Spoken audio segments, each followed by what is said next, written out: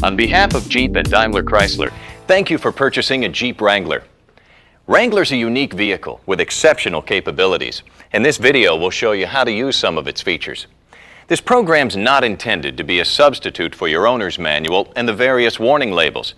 We'll cover some of the items that may be included with the particular vehicle you've purchased or the option level you've selected. But for complete information, read your owner's manual and all sun visor warning labels. For easy reference, the video is divided into sections that are identified by colored symbols appearing on both the back cover of the video case and in the lower right-hand corner of the screen. Now, just sit back and enjoy the presentation. We'll begin with the top.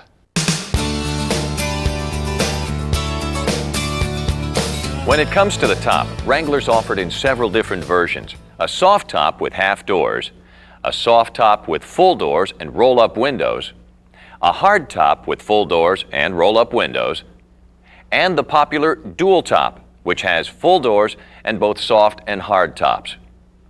Wrangler Unlimited models have a unique soft top that also includes the Sunrider feature.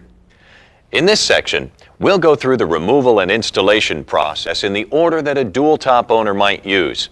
We're going to remove the hard top, raise the soft top, lower and remove the soft top, then reinstall the hard top, all using techniques perfected by Jeep engineers. If your vehicle has only one top, you can scan through the areas that don't apply. Before we begin, we have an important message for dual top owners. Your vehicle arrived from the factory with the soft top lowered and the hard top in place. This is done for your convenience to simplify shipping and minimize the number of loose parts. One of the first things you need to do with the dual top model is remove one of the tops using the procedures from your owner's manual that we're going to demonstrate. Avoid driving your Wrangler with both tops installed. The soft top fabric may wear in areas where it touches the hard top. The soft top warranty may be voided if both tops are left installed. The soft top used on Wrangler Unlimited models is slightly different from the one on standard Wranglers. We'll look at the procedures for lowering and raising the Unlimited soft top separately.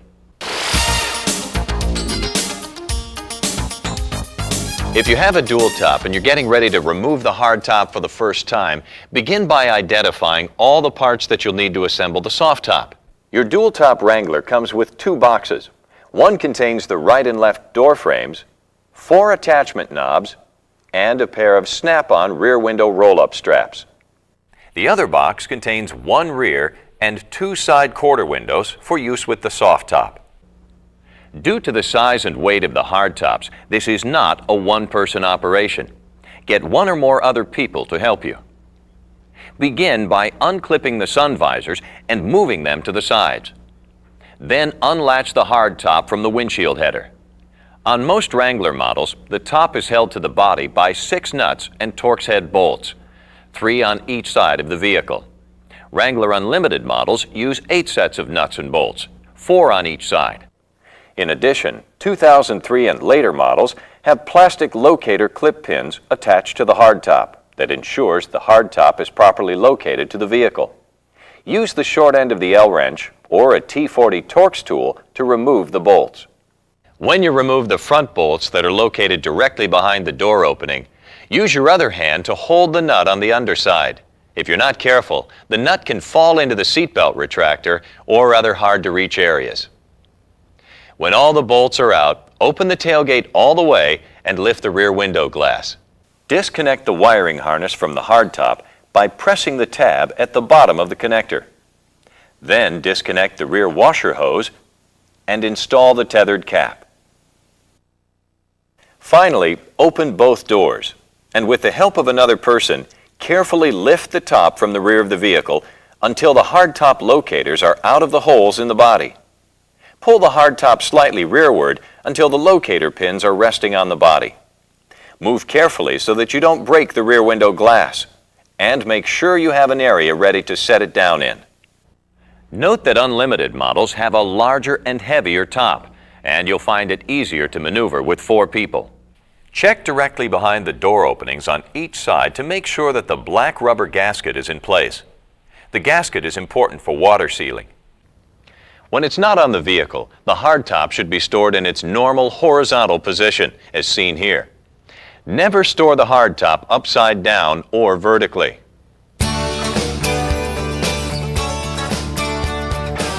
Now let's see how you raise the soft top.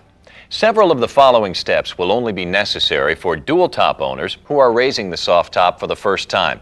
They won't be necessary at any other time. But before we start, let's point out a few areas of the top and tell you their names so that you know what we're talking about when we refer to them. The metal framework of the top is made up of bows. The ones that start on the sport bar and extend over the doors are called the side bows. The two bow runs horizontally across the center of the top. During normal use, the two bows wrapped inside a Velcro fabric flap. The three bow starts at the sport bar and extends to the highest rear corner of the top. The front edge of the top, where it meets the windshield, is called the header. So moving from front to rear, you have the header, the side bows, the two bow, and the three bow. There are some other terms you'll learn as we go along. You begin the process of installing the soft top by installing the door frames. Insert the door frame rear pin into the hole in the black rubber gasket just behind the door opening. Starting at the front end, clip the frame to the side bar and then slide the door frame forward so the front pin moves into the hole. Then screw the door frame attachment knobs into place. If this is your first time on a dual-top vehicle, you'll need to unsnap and remove the black boot cover. Once it's off, discard the cover. It's intended only for shipping purposes. Unroll the soft top until you can see the plastic header with latches. Remove the black tailgate bar that's tucked inside and set it aside for the moment. Don't pick up the header and allow the fabric to fall under. Instead, lift the fabric up and away from the header. Pull all the fabric toward the rear of the vehicle and wrap around the header. Pull the fabric around the ends of the header so that the fabric has a tight, smooth appearance. Working from the rear, with the tailgate open, carefully raise the top's header. When the two bow rises, lift it upward and over the sport bar. And do the same with the three bow. Move to the side and guide the metal bows over the sport bar if necessary. Pull the side bow forward and down until the top's header reaches the windshield. It should never require much effort to make the top reach the windshield. If the top ever stops prematurely and won't move forward, don't force it. You could damage the top. Instead, look underneath at the check straps that run along the sides of the top. They can occasionally get tangled around the bows. Untangle the check strap and the top should easily fold forward. Unclip the sun visors and swing them out of the way. Then flip the top latch hooks down from the handles and engage them into the windshield slot. But don't close the latches yet. If you close the latches too soon, the top will become so taut that it'll make many of the remaining steps difficult or even impossible. That's why locking the latches will be the very last step. Next, grasp the drip rail retainers and untuck them from the door frame. But if this is the first time you've raised the soft top on a dual-top vehicle, the soft top fabric should cover the header completely from one side to the other. Now this may require that you pull some of the fabric down and around the corners. Repeat this step for the other side too. At the rear, gently pull the sail panels over the three bow so that they hang over the sport bar. If this is your first time on a dual-top model, don't tuck the retainers into place yet. Instead, fold the rear seat forward and sit in the cargo area facing rearward. For 2003 and later models, you'll see two strips of fabric with 4 snaps. These will snap into place on the third bow. Once the snaps are secured, snap the roll strap into place on the three bow at the two most outboard snap positions. Now you'll need to perform a similar step on the two bow. Secure the fabric flap around the bow using the Velcro. This will reduce flapping by the top when you drive. Now you can tuck the smaller sail panel retainers into place. They slide in from the rear, moving forward. This step may be difficult the first time you do it until the top stretches. You may wish to press down gently on the top of the three bow in order to create a little slack that will make it easier to slide the retainer into place. Now it's time for the quarter windows. Stick the top rear corner into place using the Velcro. This will hold the window in place while you start the zipper at the forward edge of the window. Once you get the zipper started, move it only about an inch. Then stop, remove the Velcro, and tuck the door frame retainer into the door frame. Once the door frame retainer is in place, zip the windows all the way closed. Tuck the window's bottom retainers into place, starting at the rear of the vehicle and working forward. Now, fold the Velcro covering into place. If this is your first time on a dual-top vehicle, locate the black retainer bar that you set aside earlier. Remove and discard the protective end caps. Lay the rear window on a clean, dry surface with the inside surface facing up and the bottom toward you. Slide the retainer bar over the receiver at the bottom inside with the bulky seal facing away from you. Set the rear window inside the top. Partially untuck the driver's side sail panel retainer. Now zip the rear window into place. Grasp the window at the zipper and tug it downward to help you get it started. Raise both zippers a few inches. Then leave the first zipper at the left side while you zip the window closed. Leave several inches unzipped at both ends. Tuck the ends of the retainer bar into the clips at each side of the tailgate opening. Then tuck the window's plastic retainers into place under the body side retainer on both sides of the window. Finish zipping the window closed and retuck the sail panel retainer on the driver's side.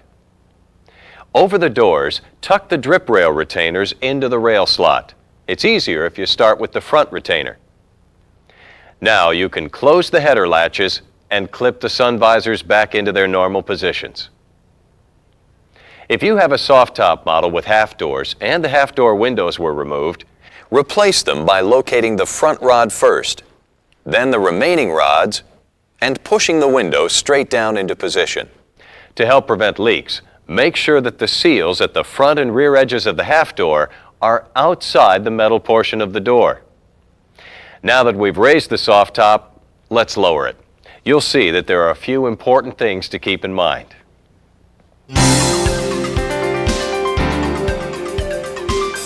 If you have a soft top model with half doors, you may want to begin by removing the half door windows. Simply open the door and lift the window out. Store the side curtains outside of the vehicle, never inside. At the door openings, grasp the drip rail retainers and untuck them from the door frame slot. Unclip the sun visors and move them out of the way. And release the header latches. Leave the hooks in the windshield slots for the time being. Open the tailgate and partially unzip the rear window on each side. Now, pull out the rear window retainers on each side of the tailgate and pull the rear window's retainer bar straight back from the body side clips. You now have a choice to make with the rear window. You can either completely remove it or you can roll it up and store it inside the top. If you want to roll the window up, first make sure it's clean, and then insert the rolled window ends into the provided straps. Now unzip the window completely, starting at the passenger side, and carefully store it separately. Always unzip the windows completely. Never yank on them or you'll damage the zippers. We'll talk more about storing your windows in a few moments. While we're talking about the rear window, never drive your Wrangler with the rear window open and all the other doors and windows closed. Dangerous exhaust gases can enter the vehicle. Continue removing the top by moving to the side windows. Release the Velcro flap and start to unzip them from the rear. Untuck the bottom retainer. Finish unzipping the window and remove it. Make sure the zippers are completely disengaged before attempting to remove the window, or zipper damage could occur. Untuck the sail panels from the body side at the rear corners of the vehicle. Release the hooks holding the top to the windshield. Pushing up on the release lever will make this easier. With the tailgate open, fold the sail panels inboard so that they rest on the roof of the vehicle. Then, grasp the side bow behind the header and lift the top back. Make sure the sides of the top fold inward as the top's folded. And also that the check straps are clear of the vehicle. Tuck the top between the 2-bow and 3-bow as it folds. Then tuck the top between the 2-bow and the header. As you bring the header down, check the drip rail retainers. If you're not careful, they can rub on the top and cause wear. The drip rail retainers should fold at the point in between them so that they form a V shape, and their ends are not pressing against the fabric. Finally, tuck the check straps in so that they don't hang outside the vehicle and flap in the wind. Now you're done lowering the top, but you may want to remove the door frames as well. Simply unscrew and remove the attachment knobs. Then place one hand on the top and one at the rearward corner and pull the rear end towards you. Store the door rails outside the vehicle, never inside. Store the windows in your home or garage. To help protect the windows from scratches, you might want to invest in a specially designed window storage bag from Mopar Accessories, with a soft lining in each of its 5 compartments. Store the bag outside the vehicle, never inside. We'll tell you a bit more about Mopar Accessories at the end of this presentation. If you're going to install the hardtop, you must not only lower the soft top, you need to remove it from the vehicle. Use the long end of the Mopar L-wrench or a T40 Torx tool to remove the 2 screws that hold the bows to the pivot bracket mounted on the sport bar. Store the screws in a safe place. Remove the bow assembly from the bracket by carefully tapping the bow with a rubber mallet. Tap the rear bow downward to free it. Tap the forward bow towards the rear of the vehicle to free it. You can now remove the soft top. Store it in a clean, dry location. Unzip the zipper on the sport bar cover to expose the pivot bracket. Use the long end of the L-wrench or the T40 Torx tool to remove the screws holding the brackets in place. Remove the bracket. Then recover and re-zip the sport bar cover. Store the brackets and screws in a safe place.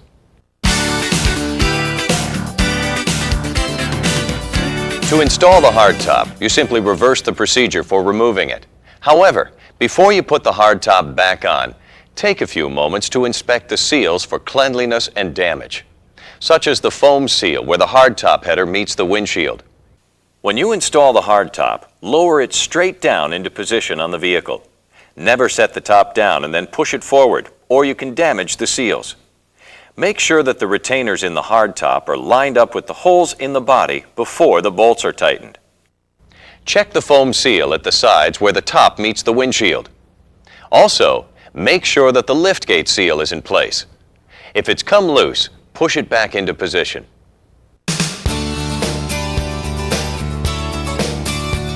The Sunrider feature enables you to quickly and easily fold the front portion of the soft top. It's handy for when you may not want to bother lowering the soft top. Begin by untucking the drip rail retainers from the door frame slot on each side. Starting at the rear of the door and moving forward, slide your finger under the retainer and pull up. Unclip the sun visors and move them to the sides. Then release the header latches. Above the door frame, slide the plastic sleeve forward so that it no longer surrounds the hinge. Now, grasp the header and lift the top back. As you do, fold the fabric into a V shape at the gap in the plastic. Secure the latches to the plastic retainer on the header so that they don't flap around in the wind. Wrap the provided strap around the sport bar. Then hook it to the header and tighten it to keep the top secure. Fold and lock the sun visors back into position and you're ready to go. To return the Sunrider to the closed position, simply reverse the process. Unclip the sun visors and fold them to the sides. Unfasten the strap from the header and from around the sport bar. Open the latches on the header. Now, grasp the header and lift the top forward until it reaches the windshield frame. Above the door frame, slide the plastic sleeve rearward so that it surrounds the hinge and keeps the side bow straight. Lock the header to the windshield with the latches. And clip the sun visors back into position. Finally, tuck the drip rail retainers into the door frame slots on each side. If you're familiar with Wrangler soft tops found on traditional models, you'll find that lowering the top on an unlimited model is very similar. The biggest differences are that there's an additional bow involved, an additional locking pin on each side, and you'll need to pay attention to the Sunrider feature. Specifically, before you start lowering the top, make sure that the sleeve is in the rearward position, covering the hinge for the Sunrider feature. Begin by untucking the drip rail retainers from the door frame slot on each side. Starting at the rear of the door and moving forward, slide your finger under the retainer and pull up. Unclip the sun visors and move them out of the way. And release the header latches. Leave the hooks in the windshield slots for the time being. Open the tailgate and partially unzip the rear window on each side. You'll find it easier to reach the zipper tabs if you first untuck the sail panel retainers. Now pull out the rear window retainers on each side of the tailgate.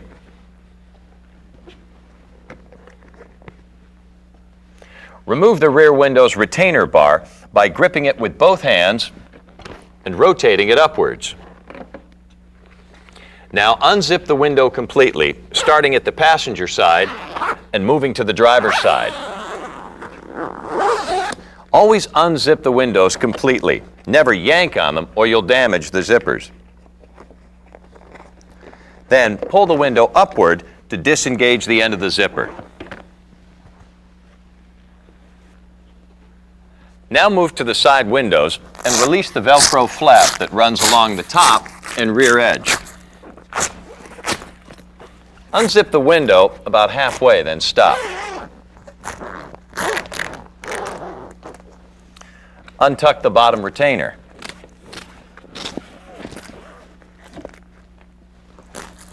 Then finish unzipping the window and remove it.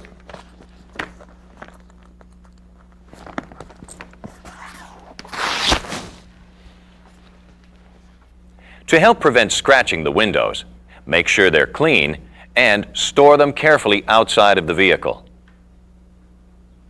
Untuck the sail panels from the body side at the rear corners of the vehicle. Release the hooks holding the top to the windshield. Pushing up on the release lever will make this easier.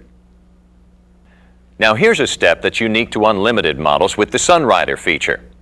Above the doors, the top bows are secured to brackets on each side by a spring-loaded pin with a ring handle. Find the ring on each side and pull it toward the inside of the vehicle. Then push the bow up and back slightly so that it doesn't fall back and lock into place again. Then grasp the side bow behind the header and lift the top back. As you lower the top, fold the sail panels up so that they rest on the roof of the vehicle. Make sure that the sides of the top fold inward as the top's folded, and also that the check straps are clear of the vehicle. As it folds, tuck the top between the 2 bow and 2.5 bow, and the 2.5 bow and the 3 bow. Then tuck the top between the 2 bow and the header. As you bring the header down, check the drip rail retainers. If you're not careful, they can rub on the top and cause wear. The drip rail retainers should fold at the point in between them so that they form a V shape and their ends are not pressing against the fabric. Once the top is down, tuck the check straps in so that they don't hang outside the vehicle and flap in the wind. Hook the header latches back onto the header to keep them from rattling. Raising Wrangler Unlimited soft top is similar to the process for other Wrangler models. The most notable differences are the locking pins for the side bows and the Sunrider feature. Before you raise the top, make sure that the sleeve is covering the bow hinge for the Sunrider feature. When the top is down, this means that the sleeve should be as far forward as possible. Then at the rear, unhook the header latches from the header. Working from the rear with the tailgate open, carefully raise the top's header. When the two-bow rises, lift it upward and over the sport bar. And do the same with the three-bow. Move to the side and guide the metal bows over the sport bar if necessary. Pull the side bow forward and down until the top's header reaches the windshield. It should never require much effort to make the top reach the windshield. If the top ever stops prematurely and won't go forward, don't force it. You could damage the top. Instead, look underneath at the check straps that run along the sides of the top. They can occasionally get tangled around the bows. Untangle the check strap, and the top should easily fold forward. Here's a step unique to Unlimited models. Make sure the blocks on the side bows line up with the retainers on the door rails. You may need to rock the side bow forward and backward slightly to do this.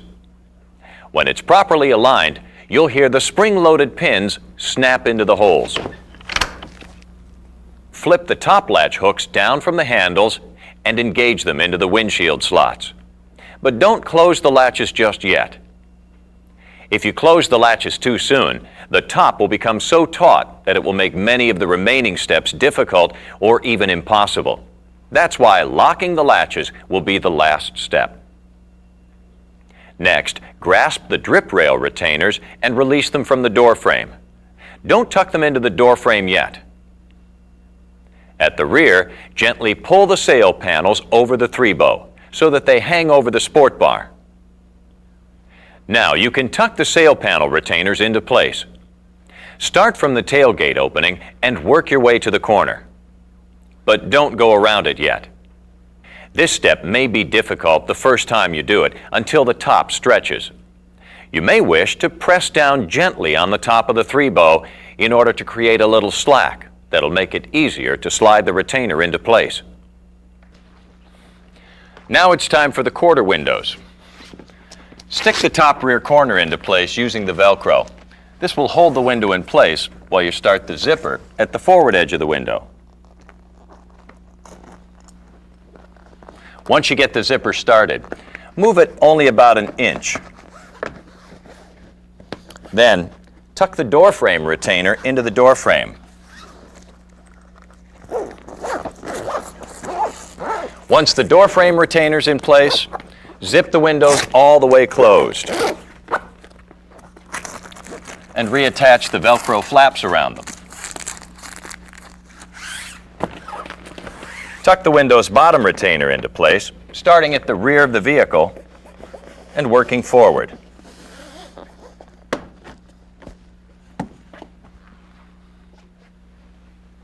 With the tailgate open, set the rear window inside the vehicle.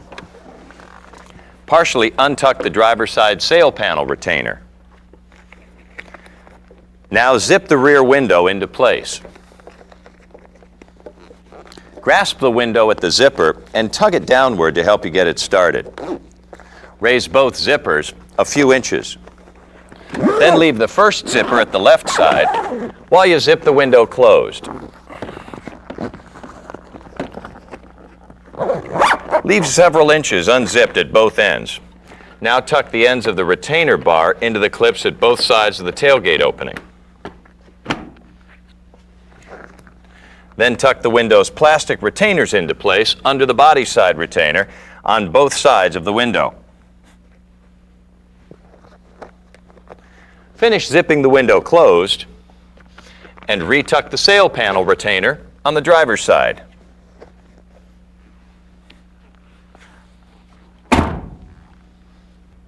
Over the doors, tuck the drip rail retainers into the rail slot. It's easier if you start with the front retainer. Now you can close the header latches and clip the sun visors back into their normal positions. For certain off-road situations, you might want to remove the sidebars and lower the windshield. Because you lose protection when these structural elements are removed, Jeep engineers caution that you drive no faster than 10 miles per hour, preferably in four-wheel drive low range. You should also wear eye protection, and remember, use your seat belts. To remove the sidebars, remove the two Torx head screws that hold each sidebar to the windshield frame. Unzip the padding to expose the screws where the sidebar meets the sport bar, and you'll see several screws.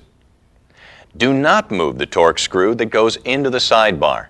This screw sets the angle of the windshield, and if you move it, you create the potential for leaks.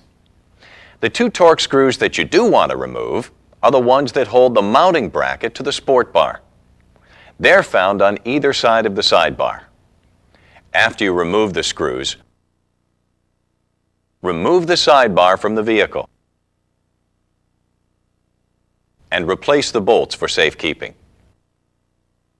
Secure the sidebars to the floor of the vehicle using two of the 3 cinch straps found in your door pocket.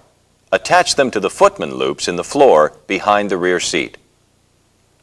Pull the wiper blade away from the windshield to the locked position. Use a small flat-edged tool, such as a screwdriver, to release the retaining clip on each windshield wiper. Lift the wipers off and store them in the center console, or secure them inside the vehicle. If your vehicle is equipped with a temperature compass inside rear view mirror, the electrical harness must be disconnected before you lower the windshield. To access the electrical connection, remove the instrument panel top cover by pulling up gently. You should also remove the mirror from the windshield to prevent damage. Remove the round-headed Torx screw on each side of the base of the windshield. Lower the windshield gently until it reaches the rubber bumpers on the hood.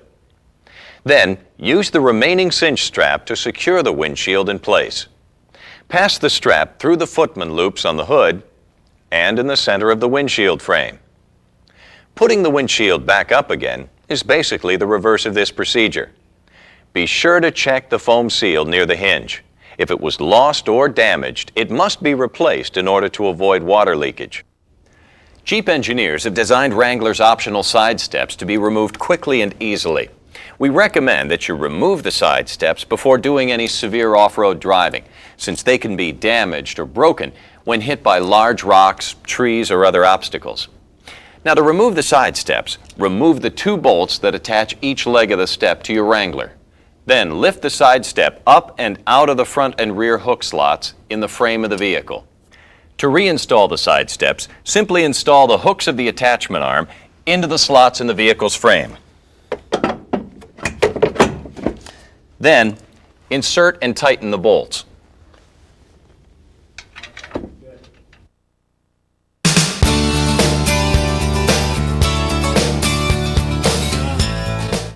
The front passenger seat includes a feature designed to make it easier for rear seat occupants to enter and exit the vehicle. Simply lift up on the lever on the outboard edge of the seat back, and the seat back folds down and the seat moves forward. To restore it, push the seat back up, then pull up on the lever at the front of the seat, and you can move the seat back to the desired position. Now, you can combine these steps by keeping the seat folded forward by placing one hand on the seat back and using the other hand to move the seat to the desired position.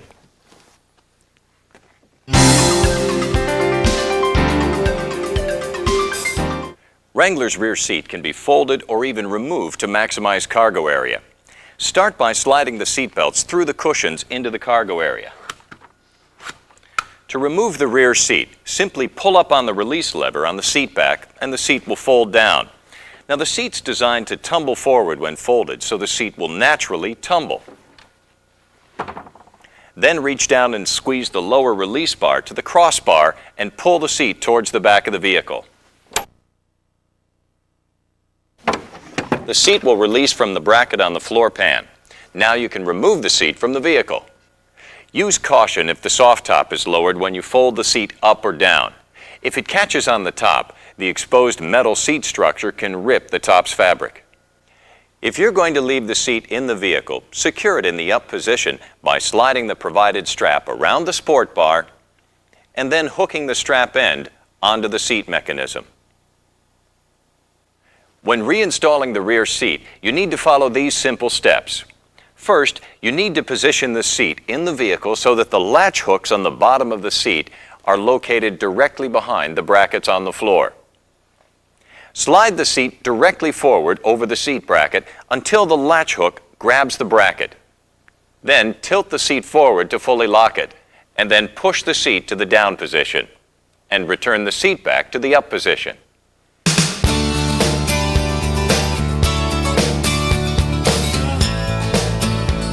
The functions concentrated in your Wrangler's 2 control stalks have been carefully designed to put important features within easy reach.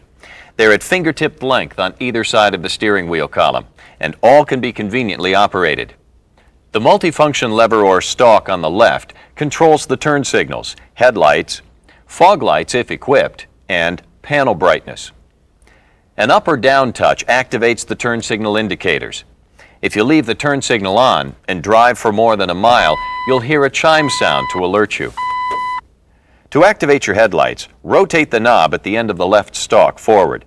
The headlight switch has 3 positions: off, park, and headlights. To operate your headlight high beams, just pull the stalk towards you. Even when your headlights are not on, you can flash the high beams to signal other drivers by pulling the stalk toward the wheel and then releasing it. You'll find the instrument panel dimmer control on the inner ring of the stalk.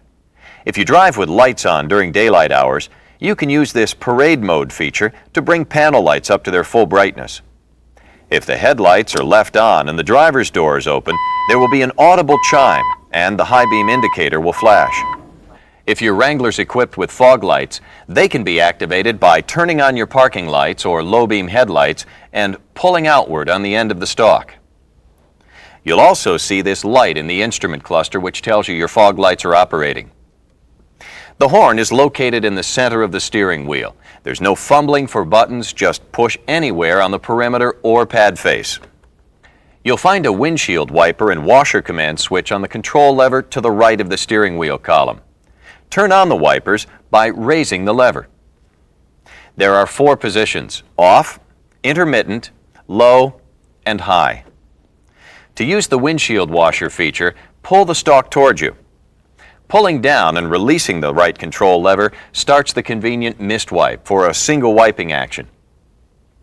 To keep your wipers in top operating order and avoid possible damage to the wiper assembly, remember to remove any snow and ice buildup that might prevent the blades from returning to the off position.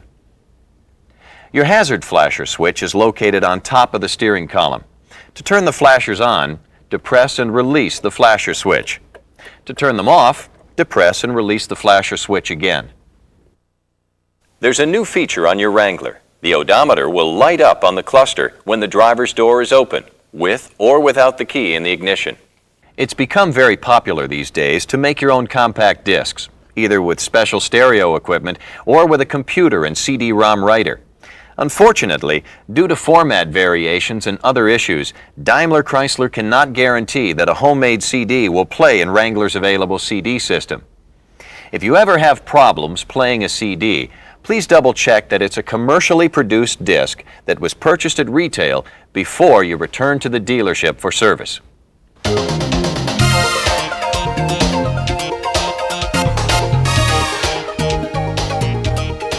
Here are several tips to help you maintain the appearance and functionality of your soft top.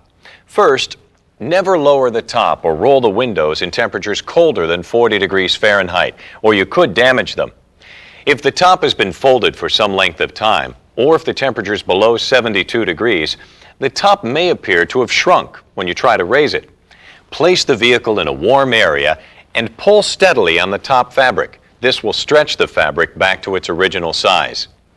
To minimize the chance of scratches caused by grit, make sure that the windows are clean before removing them or rolling them up. Never wipe them with a dry cloth. Use a moist, soft cloth and wipe from side to side to remove dust. Never use a scraper or de-icing chemicals to remove frost, snow, or ice. Use warm water for quick de-icing. Avoid using hot water or anything stronger than mild soap when washing the top. And never take a Wrangler soft top through an automatic car wash. If your Wrangler's equipped with the optional tinted windows, follow the same maintenance tips we've just described. The soft top zippers are quite durable when properly used and cared for. Always unzip the window completely before removing it. You can clean the zippers with a mild soap solution and a small brush. You can make the zippers easier to use by cleaning and lubricating them with Mopar Soft Top Zipper Cleaner and Lubricant, which is available from your dealer.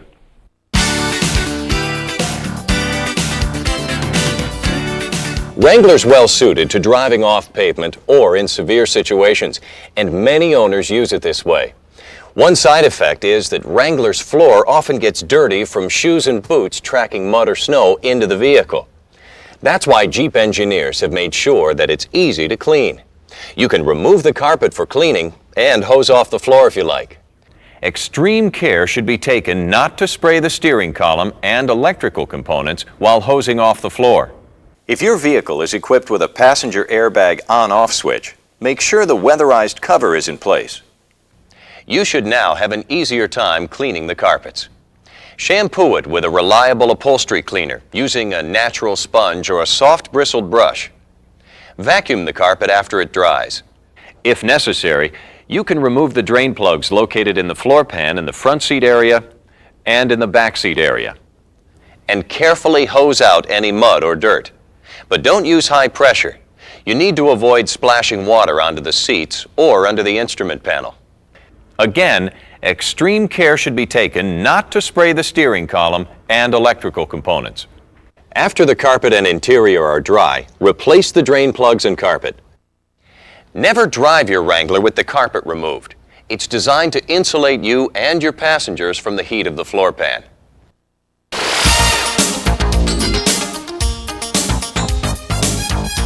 The air filter in most fluids can be checked from above the engine compartment.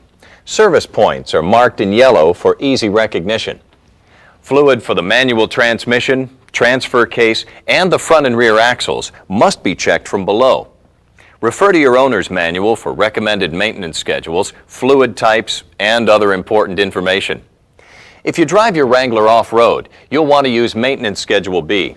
Please note that your Wrangler uses long-life, environmentally friendly engine coolant in keeping with Jeep's Tread Lightly philosophy.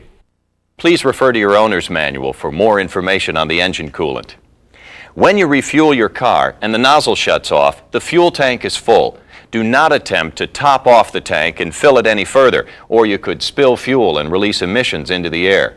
Also, after filling, be sure to tighten the fuel cap until you hear it click. If your check engine warning light appears soon after refueling the car, it could be caused by a loose fuel filler cap. If this happens, turn the engine off and check that the cap is fully tightened. You'll hear several clicks when you turn it far enough.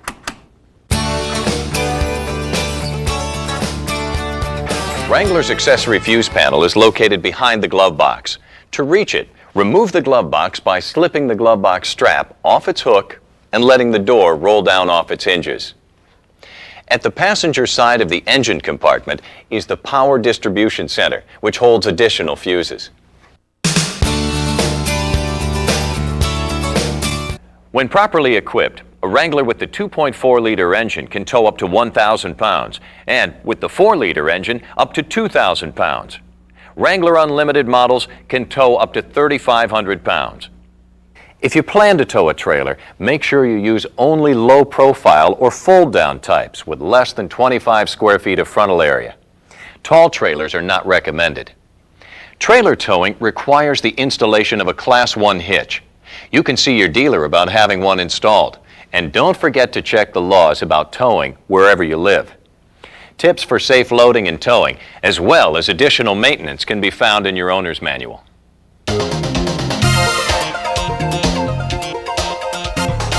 Many owners like to tow their Wrangler behind a larger vehicle, such as a motorhome. If you plan to do this, it's important that you follow the correct procedure to prevent damage to the powertrain components. If it's in four-wheel drive, shift the transfer case into two-wheel drive high, and make sure that the four-wheel drive light is out. Once the vehicle is in two-wheel drive, shift the transmission into reverse and drive 10 feet rearward. Then, stop and drive 10 feet forward. This will ensure that the front axle is disengaged. Shift the transmission into neutral. Turn off the engine and place the ignition key in the unlocked off position. Shift the transfer case from two-wheel drive high into neutral. If you have a manual transmission, put it into gear. If you have an automatic, put it into park. This precaution will prevent damage to the transmission while the Wrangler's being towed. You can do this while towing because the transfer case will be in neutral. Apply the parking brake. Now attach the Wrangler to the tow vehicle with a tow bar. Make sure to use a tow bar that bolts onto the front bumper or frame and not one that simply clamps on. Once the vehicles are attached, release the Wrangler's parking brake, and you're ready to go. But again, be sure that you've checked the laws before towing your Wrangler.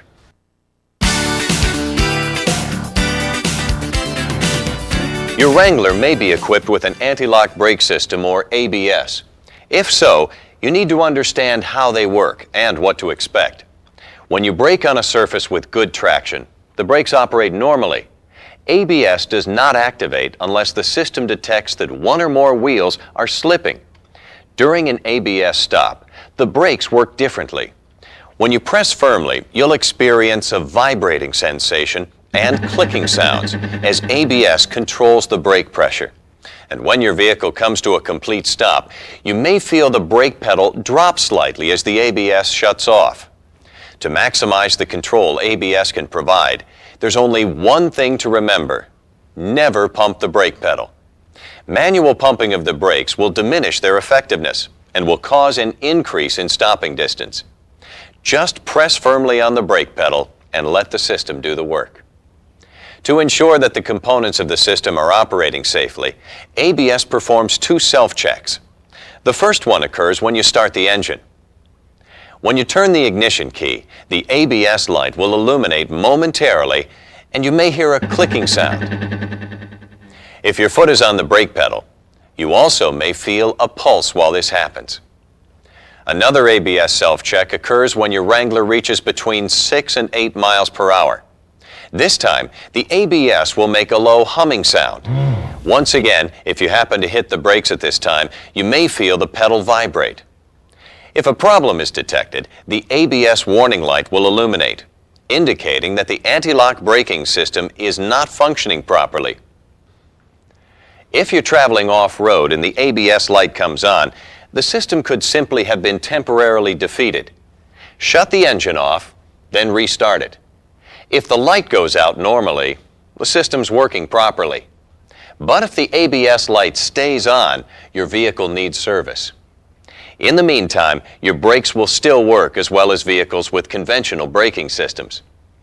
Because ABS works by detecting wheel slippage during braking, you may hear and feel it kick in at unexpected times.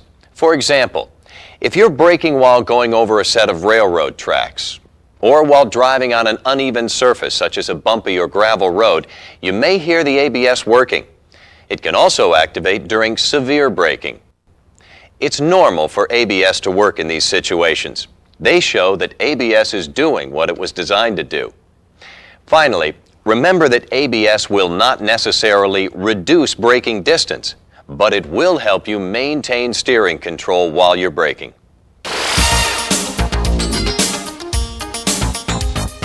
When shifting into reverse, there are two things you should keep in mind. First, whenever you shift from neutral into reverse, such as when you back out of a parking space, for example, you can prevent gear clash by letting the gears spin down. Simply depress the clutch pedal and wait for about 3 seconds before you shift into reverse. Also, it may occasionally seem that you can't shift the vehicle into reverse. Don't worry, the transmission is not broken. It's just that the gear teeth, instead of meshing like they're supposed to, are lining up with each other. If this ever happens to you, do this. Depress the clutch pedal, place the transmission into neutral, and release the clutch. Depress the clutch pedal again, and wait 3 seconds for the gears to spin down before you again try shifting into reverse. If this still doesn't work, repeat the procedure.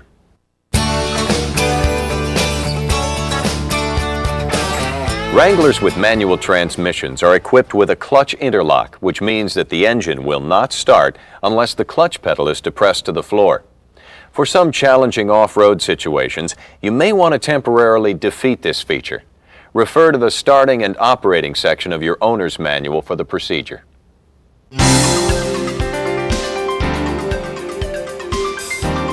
Now we'd like to show you how your Command-Trac four-wheel drive system operates and instruct you in some basic driving techniques.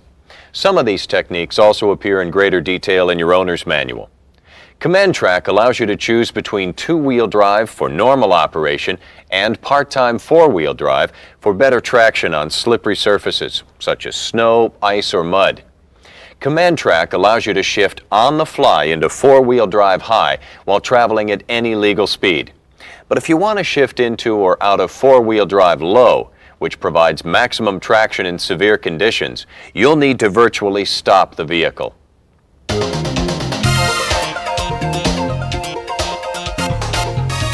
When you need greater pulling power at low speeds, improved handling and control in extremely rugged terrain, and whenever extra traction is required off pavement, you can shift into four-wheel drive low range.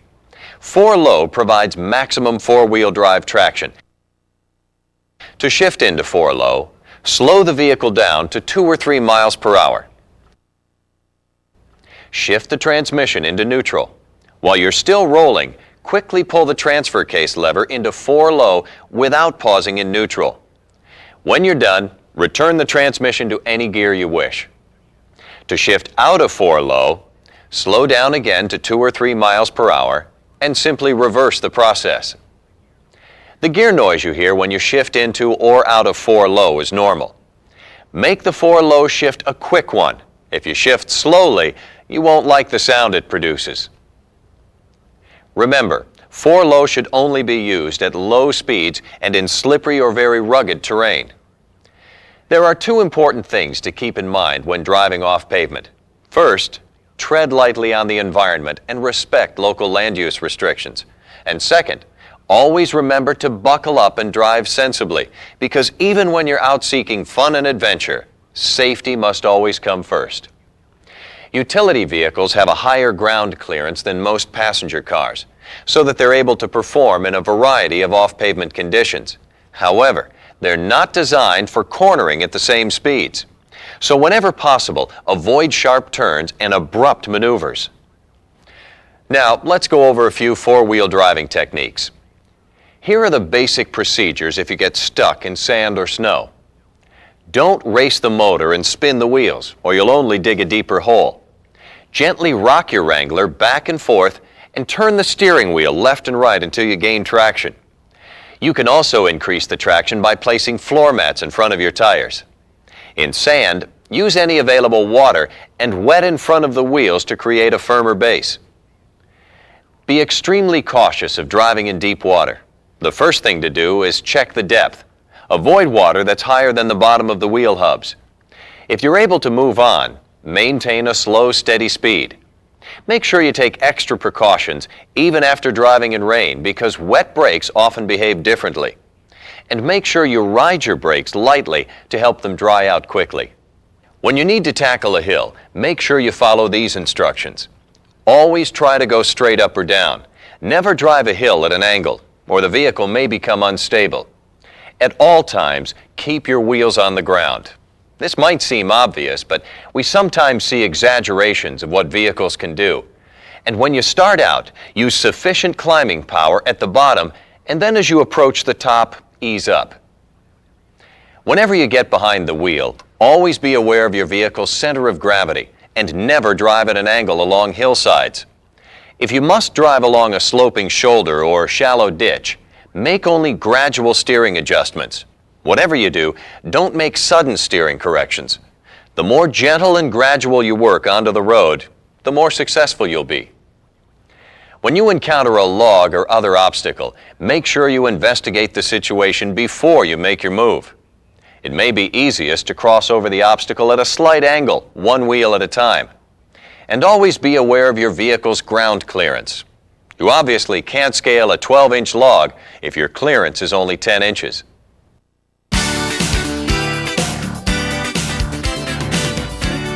After driving off-road, you should completely inspect the vehicle's underbody for damage. This includes the tires, body structure, steering, suspension, exhaust system, and fasteners. Remove any brush or vegetation that may have accumulated. If you drive on roads that are dusty or salt-covered, hose off the undercarriage at least once a month. And if you've operated the vehicle for an extended period in mud, sand, or water, have your brake drums and linings and the axle joints inspected and cleaned.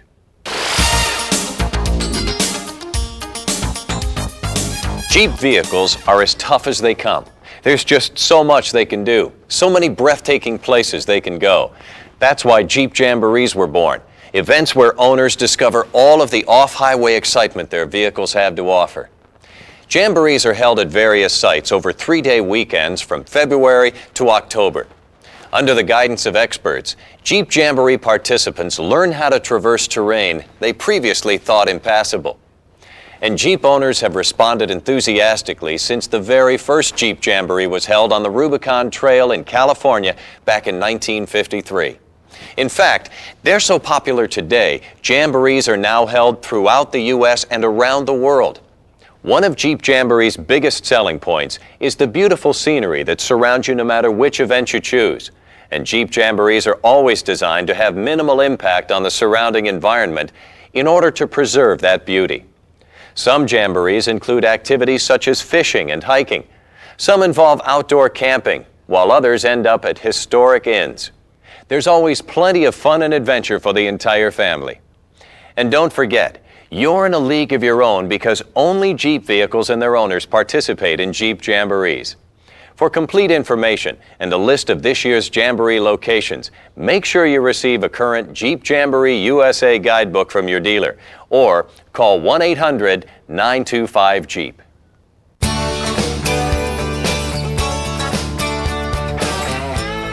There's only one thing better than a Jeep Wrangler, and that's one that's complete with genuine Mopar accessories. Mopar accessories are not only designed and tested to meet the highest standards, they're made exclusively for your vehicle, and they're protected by one of the strongest warranties in the industry. Here's just a sample of the great products available from Mopar. Tubular front and rear bumpers or brush and grill guards are an attractive way to dress up your Wrangler and are available in a variety of finishes. A tubular light bar and off-road lights allow you to stay out longer at night, while a winch can pull you or a friend out of a sticky situation.